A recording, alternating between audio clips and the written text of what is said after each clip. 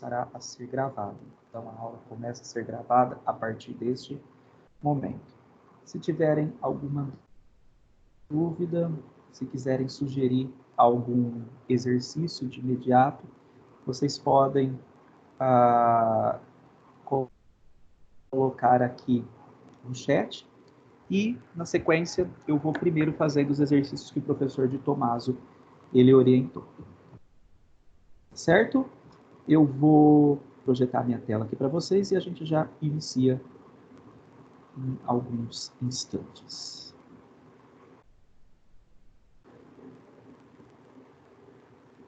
Ok, só um segundo. Estamos aí, então, projetados. Então, vamos lá, na sequência, sugeridos pelo professor de Tomaso.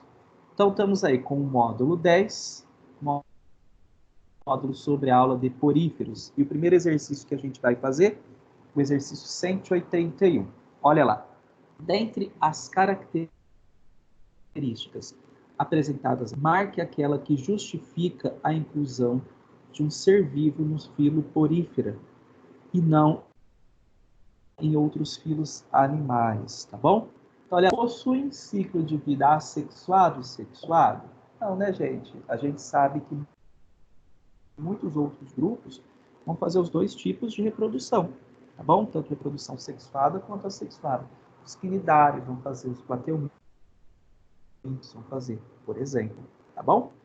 Então, essa não justifica. Apresentam quinidócitos como mecanismos de defesa. Cuidado! A gente confunde essas coisas, né? Confunde quinidócito com coanócito. Os quinidócitos são células que, de fato, atuam como mecanismo de defesa, mas elas estão presentes nos quinidários e não nos poríferos. Filtram água para absorção de nutrientes. Meninos, nós temos muitos outros organismos que fazem isso, né? Você pega lá em moluscos, os bivalves fazem filtração da água, por exemplo, tá bom? Então, essa alternativa também não caracteriza como sendo um porífero. Não possuem células organizadas em tecidos bem definidos. Isso está correto. Lembra que muitas vezes os poríferos eles são colocados dentro de um grupo que a gente chama de parazoários, parazoa.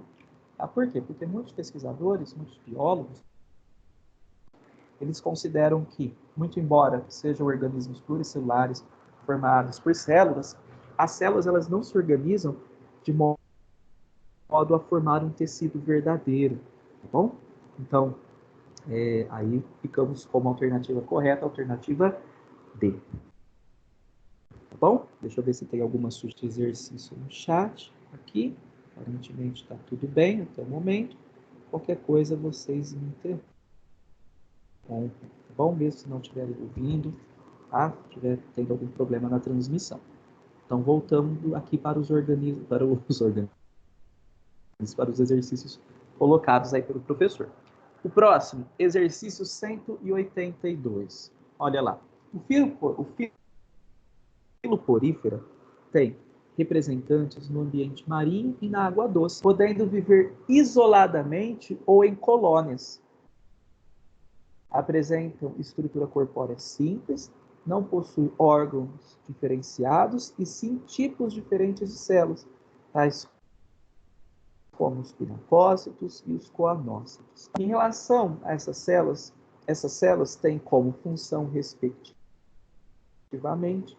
Então, pessoal, a gente pode associar os pinacócitos, os poríferos, àquelas células que fazem o revestimento corporal, tá bom? Então, é como se fosse a epiderme, como se fosse o epitélio do animal, os pinacócitos, certo? E depois, os coanócitos, meninos, né, células que caracterizam e muitos poríferos.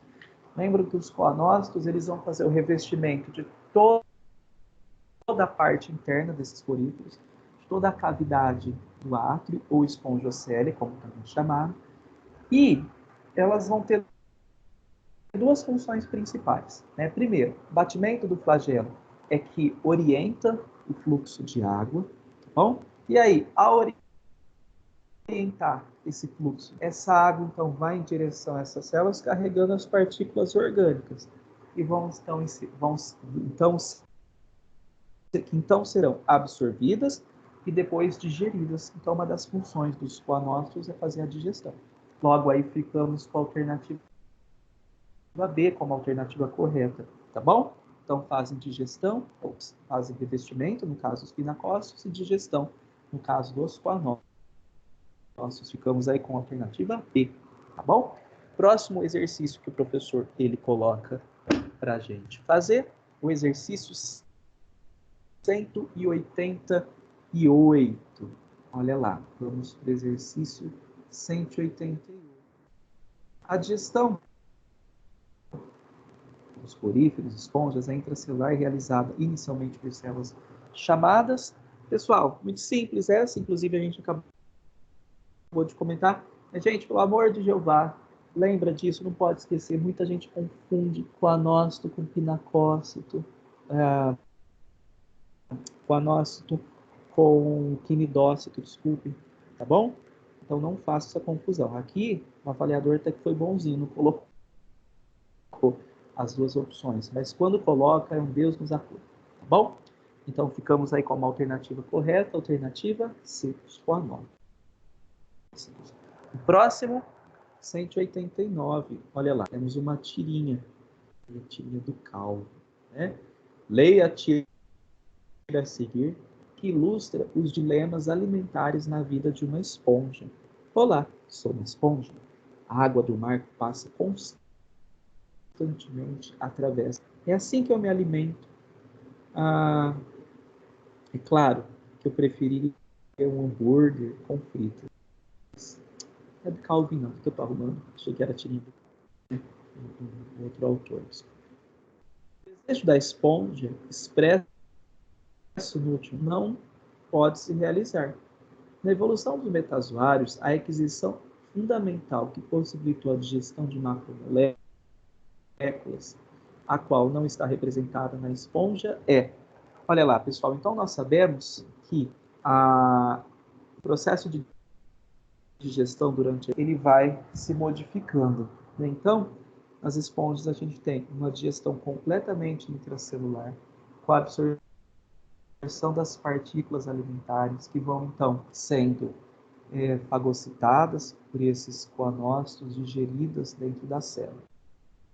Depois a gente passa por uma condição em que nos quinidários nós temos o que a gente chama de cavidade gastrovascular, que você tem uma digestão parcialmente extracelular e depois uma digestão intracelular com as células que revestem essa cavidade gastrovascular.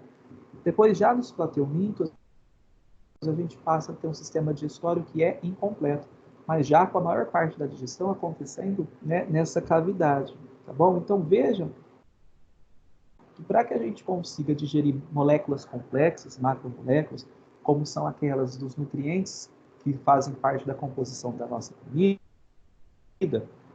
carboidratos, proteínas, lipídios, a gente tem que ter uma cavidade digestória dentro da qual é liberado um conjunto de enzimas que vão atuar, então, nessa digestão, tá bem? Então, olha, a gente fica aí com a cavidade digestiva como alternativa, tá bom?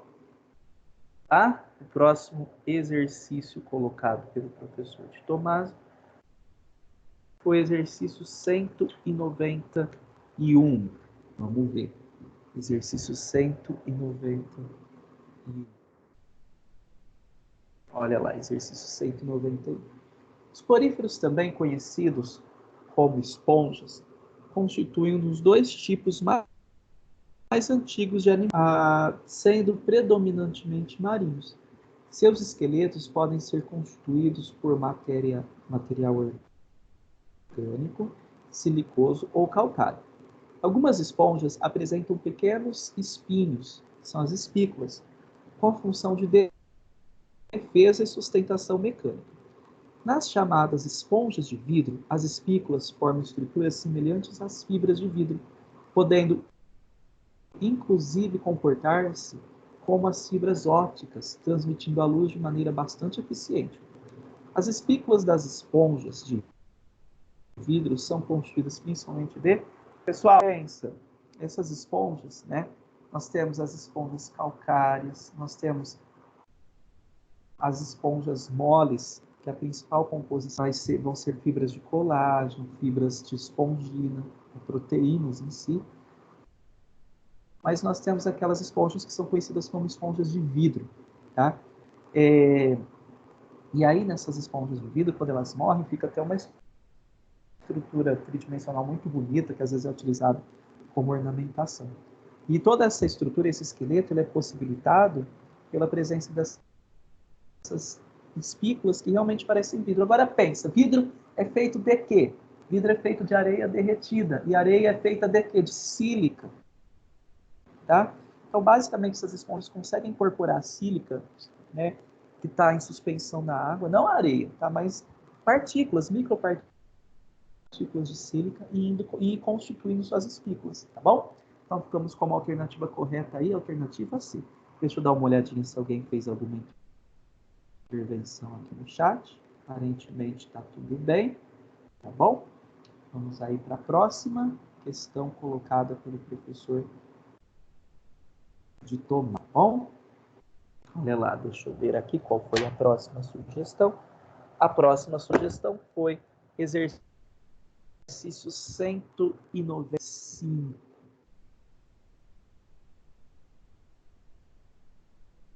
O professor levou os seus alunos para visitar um centro de biologia marinha com a finalidade de reforçar alguns conteúdos discutidos em sala de aula. Ao mostrar uma esponja em um dos aquários, que seus alunos descrevessem algumas características desse animal. Nas afirmações a seguir são apresentadas afirmações feitas pelos alunos. Olha lá. As esponjas têm simetria radial, uma característica comum a todos os animais sésseis. Tá bom? Pessoal, simetria radial, ela é comum a animais que têm modo de vida fixo, ou seja, animais sésseis. Por quê?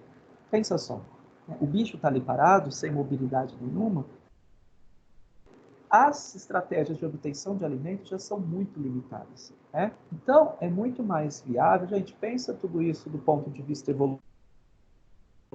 Tá? Às vezes, para a gente dar a explicação, ela parece muito lamarquista. Né? Não existe para isso. São características selecionadas de acordo com os eventos da biologia evolutiva que vocês já sabem. Tá? Eu sempre gosto de me justificar, porque me incomoda muito quando eu estou tentando dar uma explicação a respeito de função e, inevitavelmente, a gente é lamarquista. Tá? Mas lembra sempre que isso é uma maneira mais didática de apresentar o conteúdo. Lembra que tudo é fruto de seleção natural.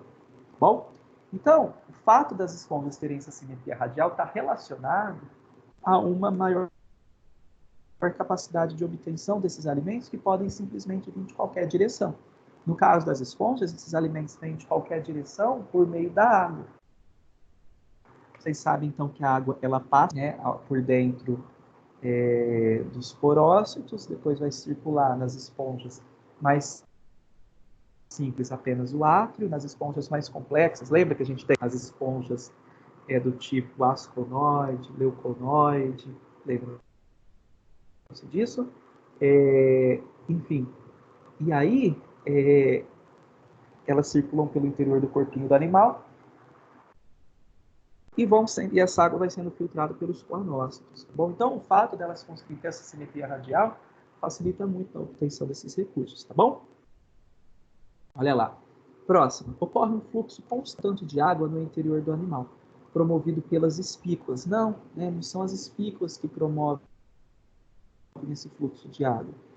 As espículas, elas, na verdade, vão sustentar o corpinho do animal. Quem promove o fluxo de água é o batimento dos coanócitos, tá bom? O alto grau de regeneração das esponjas deve-se ao pequeno grau de diferenciação celular do animal. Gente, verdade. Tá? Então, lembrem-se, na zoologia, né, quanto mais simples um animal ele é, quanto mais simples são os tecidos, maior sua capacidade de regeneração. Então, ó, quanto maior o grau de regeneração, menor o grau de diferenciação celular desse animal. 4. O sucesso adaptativo desses animais está relacionado com a presença de um sistema nervoso desenvolvido.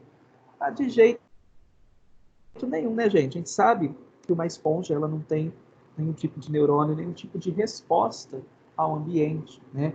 Você toca numa esponja, ela simplesmente não consegue perceber nada, tá bom? Então, essa alternativa está incorreta. Não tem sistema nervoso, nem pouco desenvolvido, nem muito desenvolvido, absolutamente nada.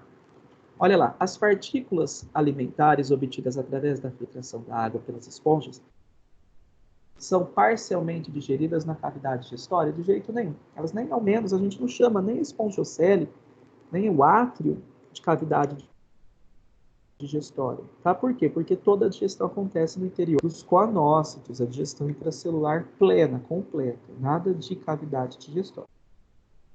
Então, nesse sentido, a gente fica aí como alternativas corretas 1 e 3, afirmações corretas 1 e 3, logo, alternativa correta, alternativa E, tá certo? O próximo exercício, já está aí na sequência, é o exercício 196, que é um exercício 195, 190. Olha lá. A figura mostra o corpo de uma esponja em corte transversal. Em que tipo de ambiente são encontradas as esponjas? Por que as esponjas recebem o nome de porífero? Pessoal, então, só não confunde, tá? As esponjas são encontradas apenas no ambiente aquático, mas tanto aquático marinho quanto aquático de água doce, tá bom? Não vai dizer que elas são exclusivamente marinhas, porque elas não são. Nós temos algumas espécies, inclusive, de esponja de água doce, vocês já devem ter ouvido falar disso, o professor deve ter comentado com vocês, provavelmente, que essas esponjas de água doce, por exemplo, têm, inclusive, adaptações a períodos de seca dos rios. Lembram-se disso? Através das suas gêmeas, né, processo de emulação e tudo mais. Ah, então, por que recebe o nome de porífero? Lembra? Elas têm o corpo todo cheio de poros, principalmente promovido por células especiais que têm um canal central onde a água passa, que são os porócitos. Então, isso faz com que elas tenham esse aspecto realmente poroso, que é o que dá o nome aos poríferos, tá bom? Olha lá. Cite a função dos coanócitos e das espículas em uma esponja. A gente já discutiu isso anteriormente. Os coanócitos, vocês veem no desenho aqui, revestindo toda a cavidade atrial, toda a espongiocele desse nosso representante, ela é revestida então por esses coanócitos que vão bater o flagelo, direcionar o fluxo de água para eles e aí absorver as partículas alimentares, tá bom? Olha lá. E as espículas de uma esponja? As espículas, elas estão intimamente associadas à sustentação. Lembra que existem espículas de sílica nas esponjas de vidro, espículas de calcário nas esponjas calcárias, tá bom? Então, tem a função de sustentação. Pessoal, dentre os exercícios colocados pelo professor de Tomásio são esses.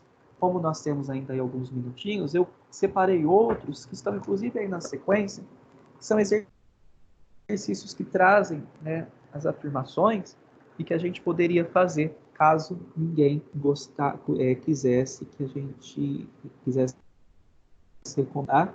Alguém gostaria de recomendar algum exercício? 197. Vamos lá, Isabela, vou fazer o 197 para você, é o que eu já ia fazer mesmo na sequência. Tá certo? Então vamos lá. Olha lá, 197. Sobre os poríferos, assinale o que for correto. Olha lá. Nas esponjas asconoides, os quando revestem a cavidade atrial. Pessoal, se a gente voltar lá no livro de vocês, ele traz com algum detalhamento. Nós temos, né, 3 situações em que as esponjas elas podem acontecer. Vou voltar aqui, porque está pertinho a página, a gente consegue se localizar. Afirmações.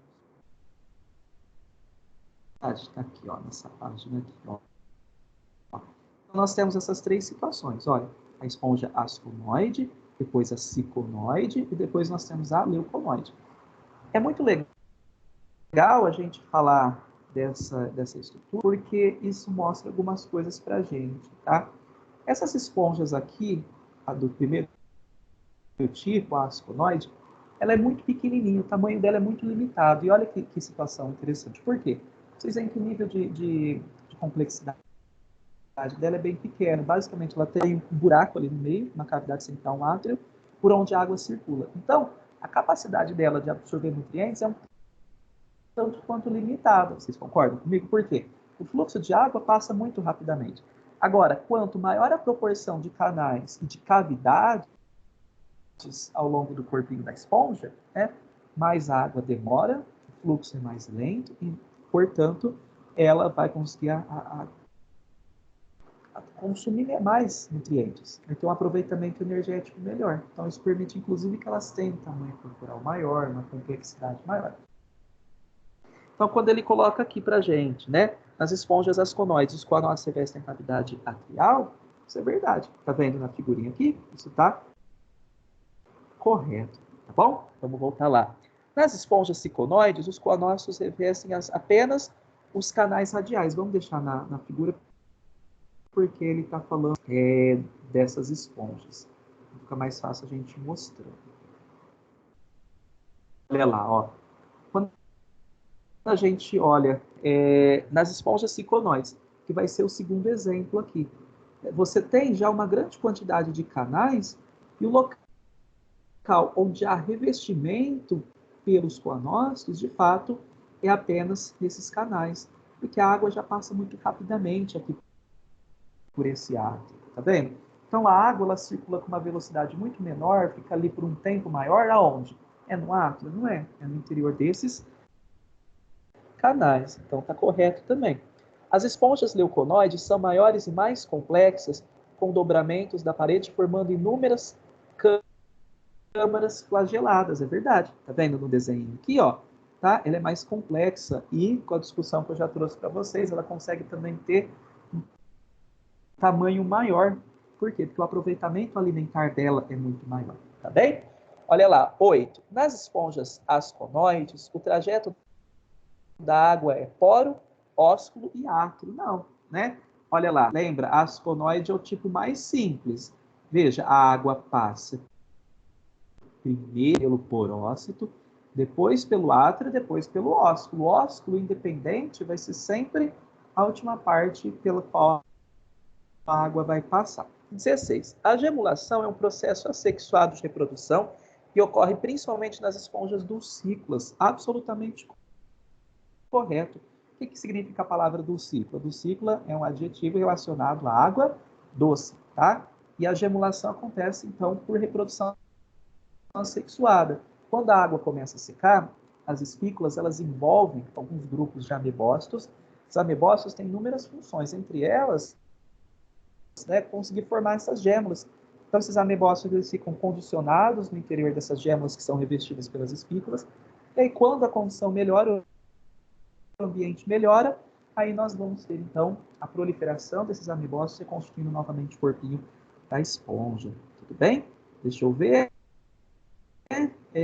Olha lá, o trajeto da água, qual é o mesmo? Então, quando ele te pergunta aqui, ó, no item 8, ó, ele te coloca como alternativa poro, ósculo e átrio. Não, veja, voltemos ao desenho para ficar mais claro para você, querido. Ó, então, ó, tá vendo na minha setinha aqui, ó? Nós temos a água, passa pelo porócito, do porócito vai para o átrio, do átrio passa pelo ósculo. Isso na asconoide, que é o modelinho mais simples, que é a estrutura mais simples de esponja que nós temos. Tudo bem? Tá? Lembra sempre disso. Ó, você vê, né, que o livro de vocês traz até isso como leitura complementar, esse tipo de estrutura das esponjas. Isso cai bem pouquinho, viu, gente? Nos vestibulares, não é algo com que vocês tenham que se preocupar. Então, de modo geral, o trajeto é sempre esse, ó. Tem que atravessar. Qual que é a entrada? Vai circular pelo átrio, que em geral ele vai ser revestido pelos coanócitos, no modelo mais simples, que é a esponja asconoide. Depois de circular esse átrio, vai ter a saída, que é o ósculo. Tudo bem, querida? Alguém gostaria de sugerir mais algum exercício? Tudo bem? Bom, nós temos aí mais 3 minutinhos. Deixa eu comentar com vocês o exercício 199, que acho que dá tempo, tá bom? Exercício 199 é exercício legal, aquele de reprodução delas. Vou fazer bem rapidinho aqui para a gente não comer a aula do outro professor. Tá comentando, porque eu sei que já está dando 2 minutinhos aí, né?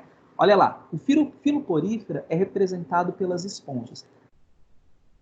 Na figura, as letras A, B e C referem-se aos aspectos reprodutivos desses animais. Então, veja lá, letra A está mostrando para a gente o brotamento, letra B está mostrando, por exemplo, uma situação em que ela é fragmentada, um acidente, por exemplo, e a letra C está mostrando para a gente a reprodução sexuada, tá bom? Rapidinho aí, ó.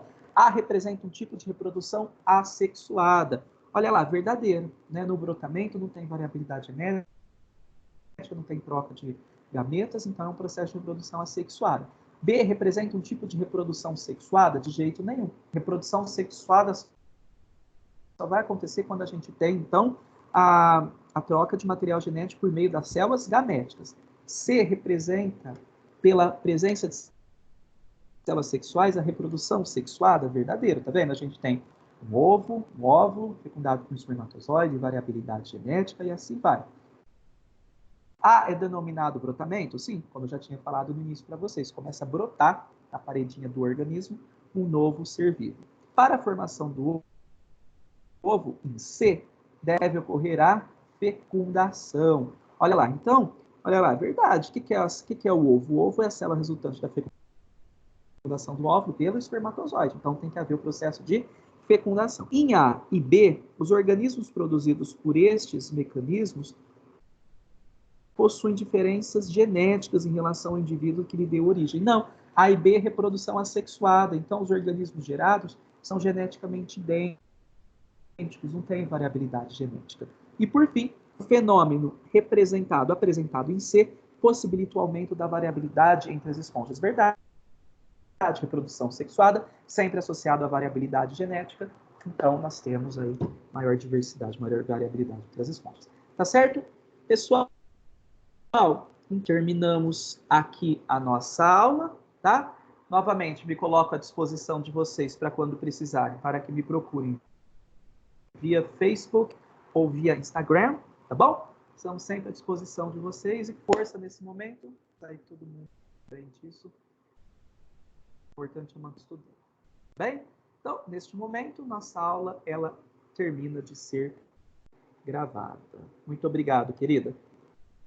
Qualquer coisa, só correr e pedir pra gente, tá bom? Então, finalizamos a gravação. Até mais, parar a gravação. Tchau, tchau.